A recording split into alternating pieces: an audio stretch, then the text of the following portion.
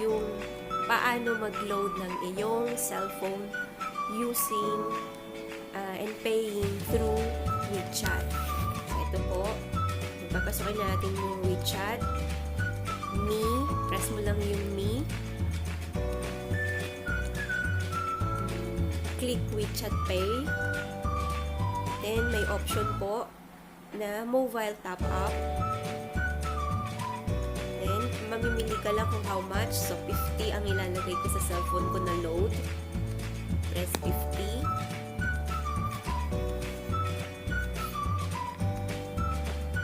And may lalabas na password para mabayad mo na siya. So, using Wechat Pay, nakatransact na po yung bangko ko dito sa mismong application nila. Tinuruan po ako ng mga Chinese kung paano mag-link ng bangko mo dito sa Wechat. So, hindi ko po siya mai-show kasi Chinese character. And wait lang, ayan, nag-transact na po siya. Yan, waiting para mag-done siya, na talagang nabayad mo siya. Yan, pupunta ka ulit sa mismong Wechat, babalik ka, check mo yung transaction na nabayad mo siya. Ayan. So, ayan, bayad na siya. So, 50 yung nabayad mo na niloadan mo yung iyong cellphone. Hello everyone! Happy New Year! Today's video, magbi-prepare lang po kami or bibili ng mga kailangan mamayang New Year's Eve. So, enjoy lang po kayo. Happy New Year! See you later! I-prepare po namin itong duck roasting. Nire-roast po nila, so bibili po kami ng isa. Ito po dito sa Chongqing, China. Ayan. So, tatanungin ko siya kung magkano at kukuhanin mamayang hapon. Ipapa-reserve ko po siya.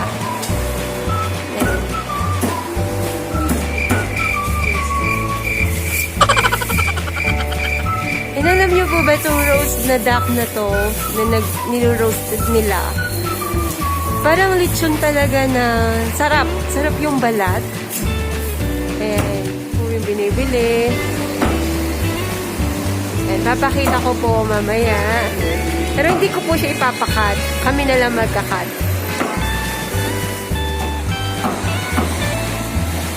Wow!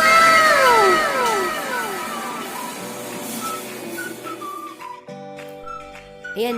Nakikipag-usap na po ako sa kanila kung paano i-order ito at kuhanin later. Ito, another way na naman pong pagbayad through Wechat. Yan, may i-scan mo siya, nakalagay yung scan code nila. Yan, pupunta ka sa Wechat ulit. Yan, babayaran mo siya na i-scan mo siya. Then yun, press mo yung scan. I-scan niya mismo sa phone. Yun yung business nila. Tapos, ayun, babayaran mo, sabi niya, presyo, 25 RMB. Yun, ipipress mo yung pagbayad. Although Chinese, pag green na alam mo na, it means siguro accept. Ayan, ipipress mo na naman yung password mo na nakalink sa Wechat or sa bangko. Ayan, babayaran na. Okay. 25 RMB. Tapos, done. Done transaction. Marireceive na niya. Tapos, sasabihin mo sa kanya na nakabayad ka na. Ayun, titingnan niya yung cellphone niya.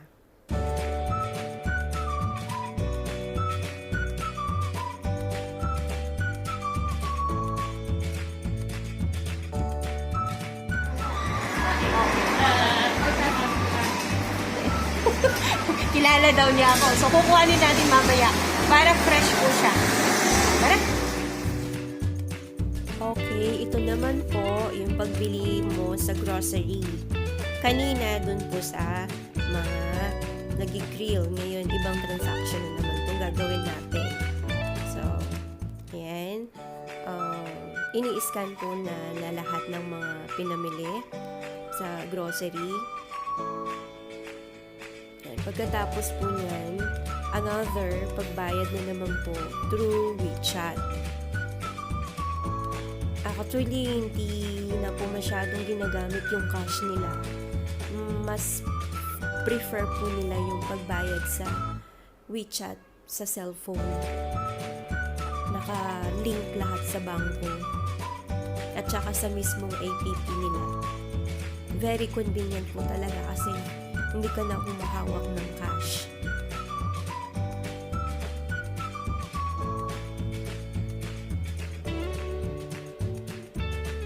Wait po natin sila hanggang sa mapakita ko kung paano naman ang way ng pagbayad sa kanya. Yung kanina, ini-scan yung QR code nila. Ito naman, i-scan mismo naman yung link ng bangko mo dito sa Wechat. Okay, start na po ulit. And medyo malabo, sorry po. And babalik ka ulit dun sa Wechat Money. Punta ka sa Wechat Money. And yun yung app nila. So, dapat dun sa Money. Ayan yung QR code mo naman na ibibigay sa kanila. Kasi scanner ang gagamitin nila. Ayun, tapos na siya. Mag-o-auto na siya na mababayad. And then, done mo lang. Ayan. So, dito naman po tayo sa bakery. So, bibili tayo ng mga iba't ibang bread. And paano yung pagbayad ulit through Wechat. And makikipag-usap ako sa kanila and ipapareserve ko tong mga tinapay later and then start na nating bayaran. Ayan. So, Wechat ulit. So, this time ibang machine naman ang the way na pagbayad. Meron silang machine na ididikit mo lang itong QR code mo na sa Wechat, then mag-o-automatic na magbabayad ka na wala ng PIN number na ilalagay. So, auto siya. Done, i-press mo lang after na na-top up mo or na-tap mo siya sa kanilang machine. Kaya napaka-convenient po talaga ng kanilang application. Ang galing, lahat nandito na. Kaya very high-tech po talaga sa China. Especially itong pagbayad ng mga ganito. Wala nang hassle na mag-withdraw ka, kuha ka ng pera sa bangko, na cash. Kaya napakaganda, ang galing nila. Ito pa yung gusto ko dito. Sa bus, meron kang APP na bus.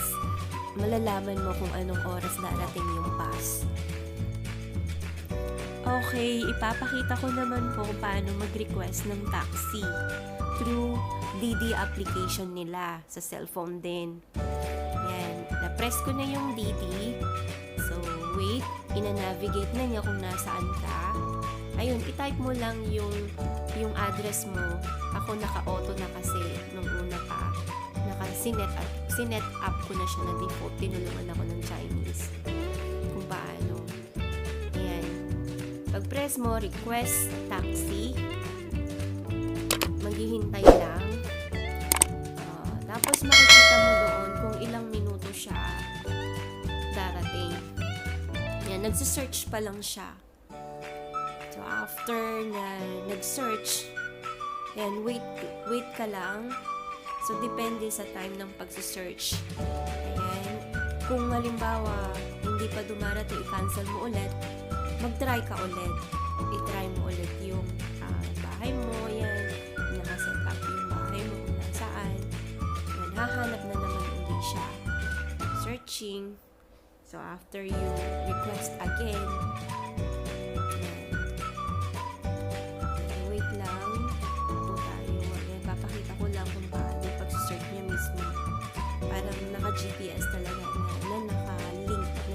navigate nila kung nasa ang lugar ka. Galing, no? And sa WeChat din po yan na pagbayad, kung paano ang babayaran mo sa kanila. Mamaya ipapakita ko. Ngayon, nagsisearch pa lang siya.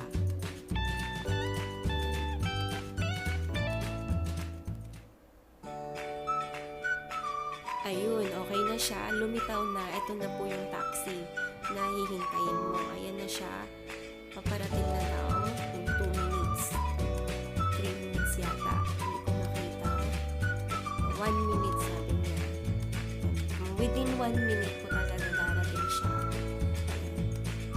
Napapakita niya kung gagana na siya dun sa mismong lugar na tinype mo. At alam niya kung nasaan ka talaga. Tapos alam na niya kung saan ka niya dadalhin. Ito yung taxi plate number niya. A few moments later. Dumating na. Yan. Tapos sabihin mo, makikipag-usap ka na naman, although Chinese, maintindihan ka naman nila. Ayan.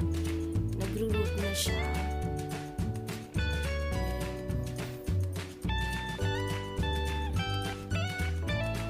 Magi-start na siyang gumana hanggang sa makarating ka sa destination na pupuntahan mo. Galing po, di ba? Kaya, life ko dito sa China, nagiging na po, natututo na rin po ako sa mga high-tech na nila na application. Kailangan po talaga kasi ang hirap po na laging makikipag-usap na tulungan mo ako ganito. So much better po talaga aralin kung ano yung application nila, kung paano yung ganito. Although mahirap sa una, and then later on, masasanay na rin. So ngayon, very convenient na po lahat sa akin kung paano mamuhay dito sa China. Ang hindi ko na lang po nalalaman talaga yung pag-speak ng language nila. Ayan, pagbabayad na po siya. Nagbabayad na po kami through WeChat ulit. So, scan mo yung code niya. And ito, maglalagay ka ng PIN talaga. So, magkano yung taxi? 10 RMB. Kung time is 7 sa Pinas, 70 pesos. 3 kilometer lang po siya. Ayan, so, iaan mo na naman yung password mo. And then, okay na. So, galing po, diba? Ayan, dito na po kami sa location mismo. And hope na gustuhan nyo po itong video ko sa live ko dito sa China. Please subscribe para ma-update ko po kayo kung ano po mga ganap dito sa China. Thank you po!